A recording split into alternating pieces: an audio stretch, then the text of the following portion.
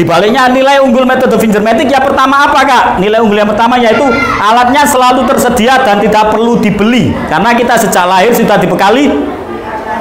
dibekali jari, khususnya jari.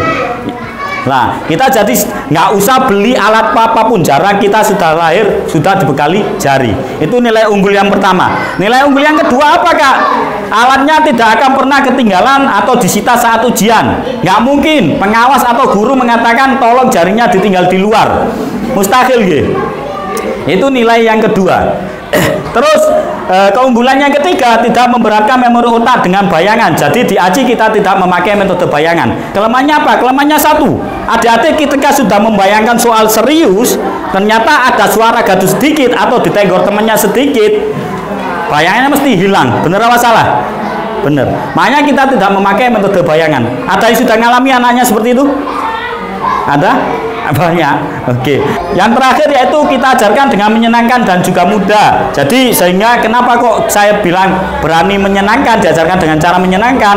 Karena metode kami yaitu belajar sambil bermain. Jadi anak-anak di kelas itu seakan-akan bermain tapi sebenarnya itu belajar. Kita konsep seperti itu. Terus mudah, kenapa saya bilang mudah? Karena nanti panjenengan semua bisa buktikan sendiri.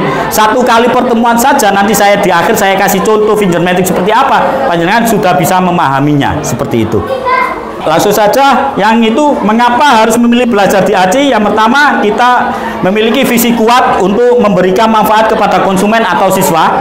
Yang kedua, mutu pembelajaran dan kurikulum yang sudah teruji dan terbukti. Alhamdulillah kita sejak resmi menjadi Ayu Cerdas Indonesia, kita sejak tahun 2012 sampai sekarang kita sudah menemukan beberapa karakter siswa. Kita juga sudah melahirkan beberapa siswa berprestasi. Ini ada salah satu cerita Bapak Ibu. Ini yang saya ceritakan sebelum pandemi ya, karena pasca pandemi belum diadakan lagi. Jadi sebelum pandemi itu Dinas Sidoarjo, kebetulan waktu itu saya pegang Sidoarjo. Jadi yang saya ceritakan Sidoarjo Bapak Ibu. Dinas Pendidikan Sidoarjo waktu itu, Dinas Pendidikan itu setiap tahun itu mesti mengadakan Olimpiade. Olimpiade ini wajib diikuti oleh semua sekolah tingkat SD maupun tingkat MI. Bisa dibayangkan sekabupaten ada berapa ratus siswa, berapa ratus sekolah tingkat SD maupun tingkat MI. Nah, jadi mau nggak mau sekolah harus mengikuti Olimpiade ini. Jadi mau nggak mau harus memilih siswa terbaiknya. Setelah siswa terbaiknya terpilih, tahapannya pertama apa? Dilombakan di tingkat kecamatan masing-masing. Tahapannya dilombakan di tingkat kecamatan masing-masing. Nah, setelah tingkat kecamatan lolos, baru naik di tingkat kabupaten.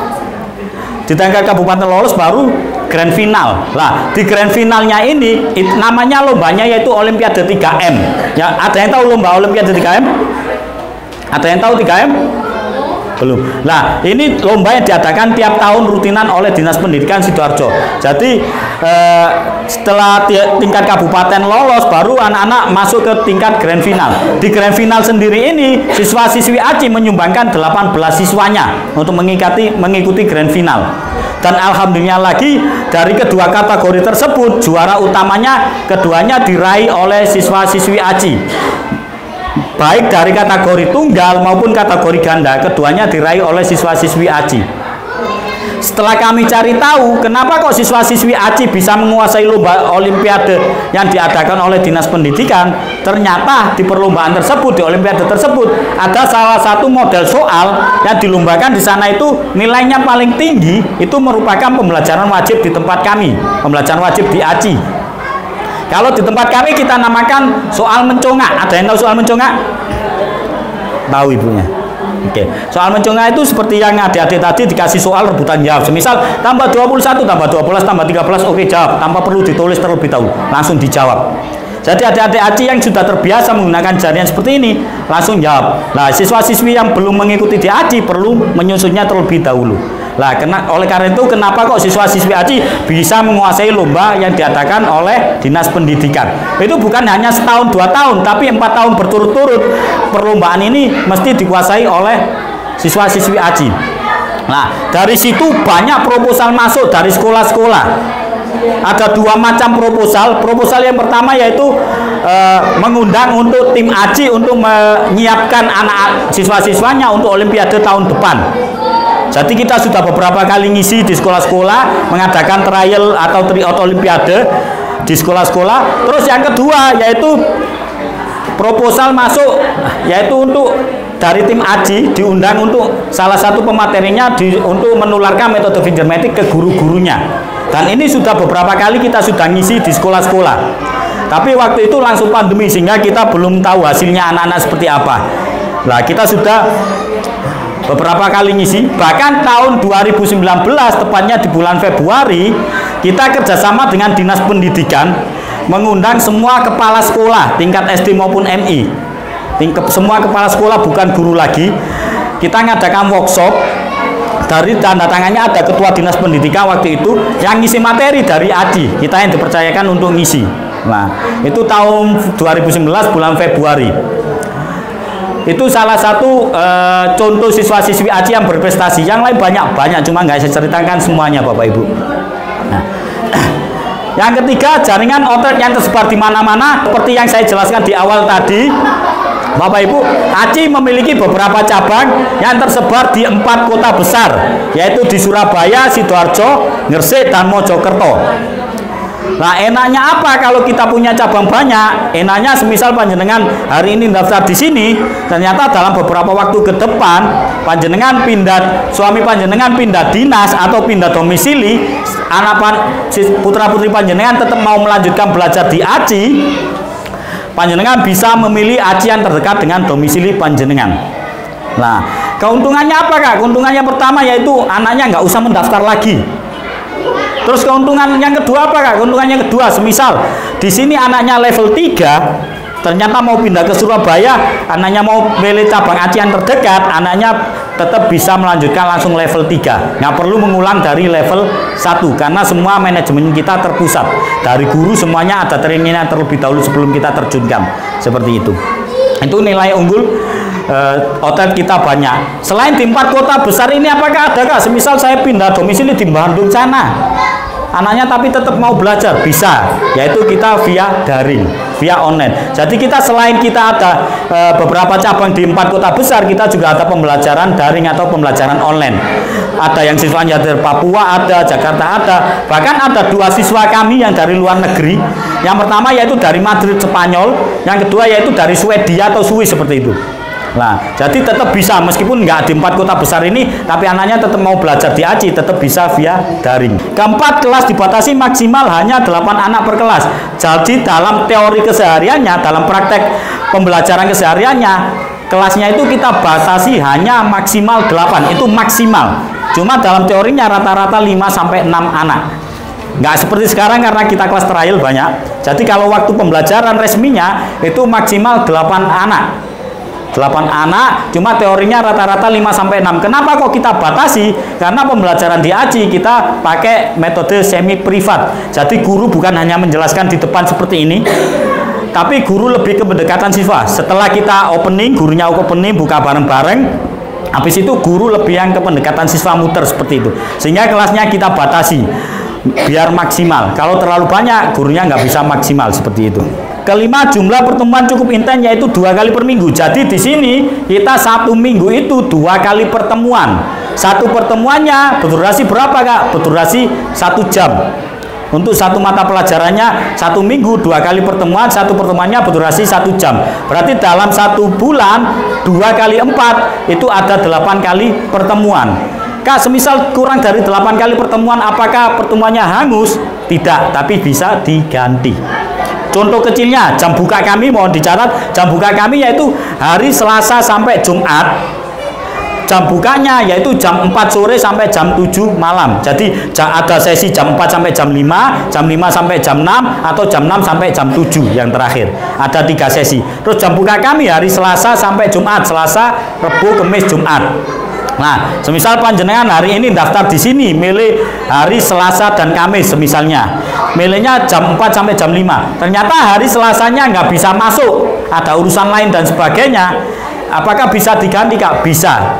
Bisa diganti hari Rabunya, atau bisa diganti hari Kamisnya langsung 2 jam. Bisa. Atau semisal hari Selasanya yang jam 4 nggak bisa, bisa diganti jam 5. Jam 5 nggak bisa, bisa diganti jam 6-nya. Pokoknya bisa diganti. Tapi ada syaratnya. Syaratnya apa Kak? Syaratnya satu, yaitu cukup konfirmasi saja. Entah itu via WA ke gurunya atau telepon ke gurunya. Kak, mohon maaf hari ini anak-anak nggak bisa masuk. Nanti dari gurunya bisa diganti hari apa? Nah, kalau nggak ada konfirmasi, mohon maaf kita nggak bisa ganti karena takutnya kelasnya sudah lebih dari 8 anak. Makanya kita hanya butuh konfirmasi saja, cuma via WA atau dan lain sebagainya. Jadi meskipun apapun alasannya, kalau kurang dari 8 kali bisa diganti. Keenam, tenaga pengajar yang ramah dan memahami pentingnya membangun konsep diri terhadap anak. Jadi guru-guru AJI itu berkomitmen tidak memberi kata-kata negatif kepada siswa. Bahkan di tempat kami, guru memberi kata-kata negatif itu sangat larangan keras. Kenapa kok kita buat aturan larangan keras? Karena seperti yang kita tahu, siswa-siswi kami adalah anak-anak usia dini, usia-usia emas. Lah, anak-anak usia seperti itu mindsetnya mudah sekali terbentuk atau sering kali berubah-ubah. Jadi apalagi kata-kata dari guru atau orang tua itu tanpa kita sadari itu mudah sekali membentuk mindset. Jadi di sini kita sangat buat aturan larangan keras. Guru-guru tidak boleh memberi kata-kata negatif. Contoh kecilnya, semisal pas waktu pembelajaran kok ada salah satu siswa naik meja, guru-guru kami dilarang bilang, kamu kok nakal sih naik meja seperti itu. Tapi nggak boleh bilang seperti itu. Tapi contoh kecilnya mungkin bahasa orang dewasa kita pakai sindiran halus. Anak pintar kok naik meja. Itu contoh kecilnya saja. Karena tanpa kita sadari kata-kata kita itu mudah sekali bentuk mindset buat anak-anak kita. Makanya di sini kita sangat berhati-hati sekali. Ketujuh, adanya motivasi berupa reward tiap pertemuan. Jadi seperti yang saya jelaskan di awal tadi, adik-adik sebelum keluar kelas itu ada rewardnya. Rewardnya berupa apa Kak? Rewardnya berupa kartu bintang tadi. Nah, kartu bintang ini nanti kalau sudah terkumpul bisa ditukarkan hadiah yang disediakan di tempat kami. Entah itu hanya berupa buku, entah itu hanya berupa pensil, entah itu hanya berupa tas dan lain sebagainya. Hanya untuk memotivasi putra-putri panjenengan semua. Nah, itu reward yang ada di pembelajaran AJI tiap harinya. Kalau di luar itu ada Kak? Ada. Semisal putra-putri panjenengan di luar sana ikut olimpiade atau ikut lomba, ternyata dapat juara. Nanti sampaikan saja ke pimpinan outlet yang ada di sini atau ke gurunya, Kak, mohon maaf anak saya juara lomba ini, nanti sertakan buktinya foto atau apa babiala. Nanti dari kami tetap ada apresiasi. Apresiasinya apa? Entah itu nanti kita kasih hadiah bingkisan kecil atau kita buatkan spanduk sebagai ucapan selamat dan lain sebagainya. Bahkan ini masuk program wajib kita. Jadi 3 bulan, paling cepat 3 bulan, paling lama 6 bulan sekali itu mesti ada pendataan siswa-siswi berprestasi. Entah itu hanya berprestasi di bidang, nggak harus berprestasi di bidang matematika atau bahasa Inggris, di luar itu juga bisa. Bahkan kemarin ada pendataan itu yang juara catur diajukan juga tetap kita apresiasi. Apapun juaranya tetap kita apresiasi. Selain juara makan kerupuk lomba Agustusan ya. Oke. Lah, ada contoh kecilnya. Ada yang tahu ini? Ada yang tahu Akila Elfat? Ada yang tahu? Belum ada yang tahu? Akila Elfat ini juara Takfid Indonesia tahun 2021 yang ada di RCTI itu. Nah, itu salah satu siswa kami dari cabang Sidoarjo sana. Nah, ini contoh kecilnya. Akila Elfat ini siswa AJI yang mengikuti lomba di luar AJI mendapat juara. Ketika kita tahu, kita tetap apresiasi. Bahkan waktu itu kita buatkan spanduk di mana-mana sebagai ucapan selamat. Habis itu tetap ada hadiah juga. Waktu itu Akila Elfat itu di AJI belajarnya hanya fingermatic saja. Setelah kami tahu Akila Elfat ini dapat prestasi di luar sana, akhirnya kita kasih beasiswa untuk belajar bahasa Inggris sampai lulus.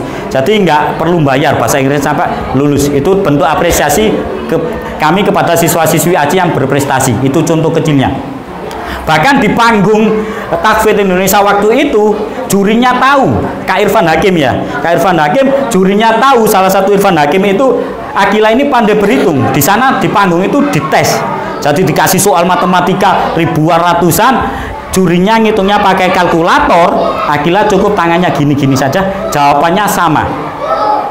Kalau nggak percaya bisa dilihat di YouTube-nya, ada panggung Takfid Indonesia Akila berhitung, Akila Elfat. Di YouTube-nya ada. Bahkan jurinya sampai geleng-geleng, kok bisa seperti itu. Hanya gini-gini saja kok ketemu jawabannya. Bahkan lebih cepat Akila daripada kalkulatornya yang ngitung itu. Nah, siswa.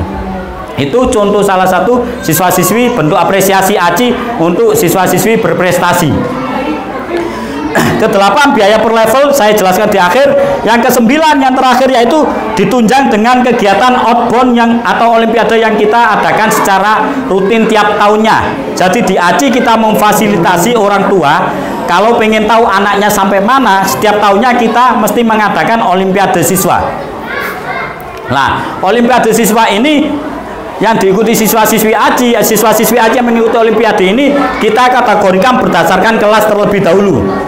Setelah kelas terkategori, baru kita kategorikan berdasarkan level tadi. Nah, kita levelnya tadi saya sampaikan level 1 sampai level 6. Cuma kategori ini di perlombaan ada 3 kategori. Setelah anak-anak kita kategorikan berdasarkan level, berdasarkan kelas, akhirnya anak ini masuk kategori mana, ada 3 kategori. Kategori yang pertama yaitu kategori basic, ini yang paling mudah, hanya penjumlahan pengurangan saja. Baru yang kategori tengah-tengah yaitu kategori intermediate, ini yang tahapan pertengahan. Baru yang terakhir yang paling sulit yaitu kategori mahir. Ini sudah ada ada akar, kuadrat, ribuan, ratusan, semuanya sudah ada. Perkalian semuanya ada.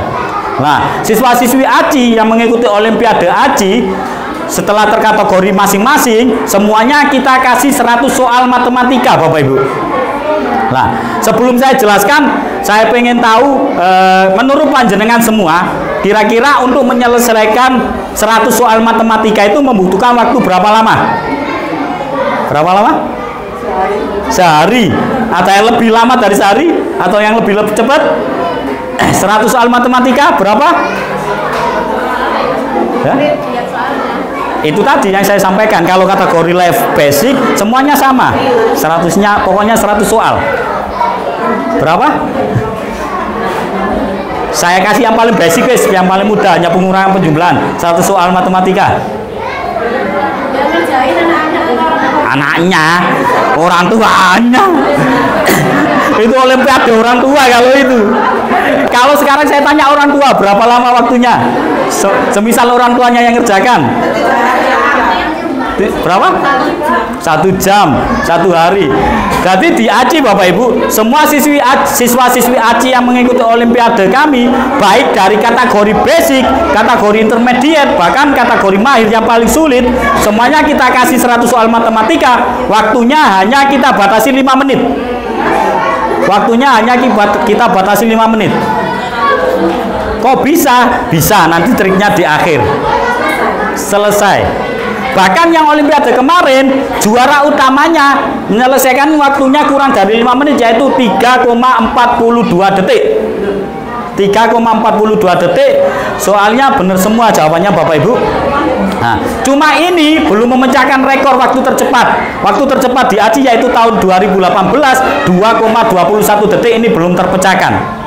Kemarin baru 3,42 detik, belum memecahkan yang rekor 2,21 detik.